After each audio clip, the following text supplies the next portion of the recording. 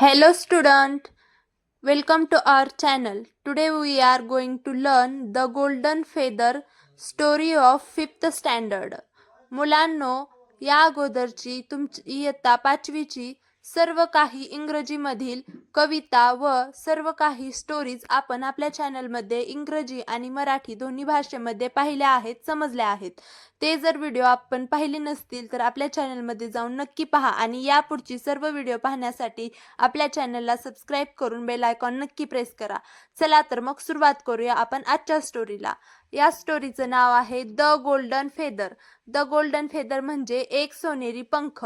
One day the queen was taking a walk in her garden when she found a big beautiful golden feather. याचा असा अर्थ आहे की एका दिवशी एक राणी असंच चालत होती तेव्हा तिनं तिच्या गार्डन मध्ये तिला काहीतरी भेटलं. A big beautiful golden feather म्हणजे एक मोठा सोनेरी पंख होता खूप.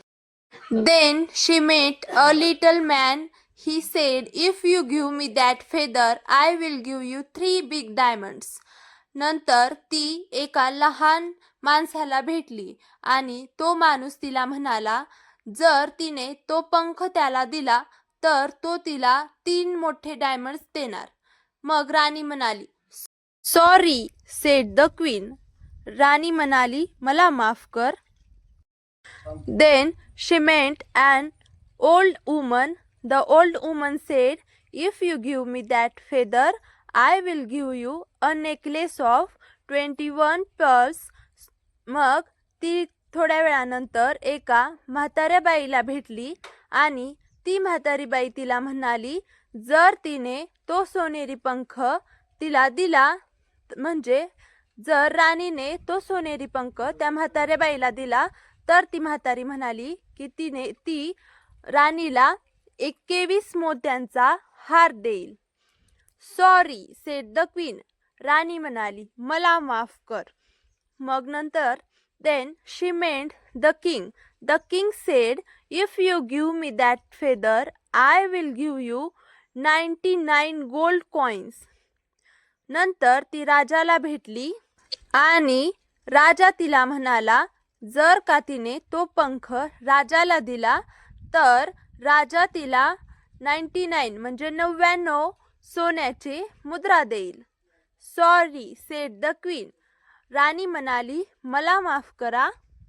Then she meant the little prince. He said, oh mamma, what a bright beautiful feather. Take it my dear said the queen. Keep it safe. मग ती लिटल प्रिन्सला म्हणजे तिच्या लहान राजकुमारला भेटली आणि राजकुमार म्हणाला, ओ आई, किती सुंदर आणि चमकदार पंख आहे.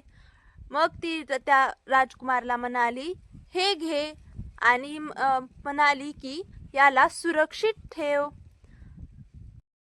तर ही होती आजची खूप सुंदर आणि छोटीशी स्टोरी. तर तुम्हाला ही स्टोरी कशी वाटली आणि यामध्ये तुम्हाला काय समजलं नाही ते आपण कमेंट करून नक्की सांगावे.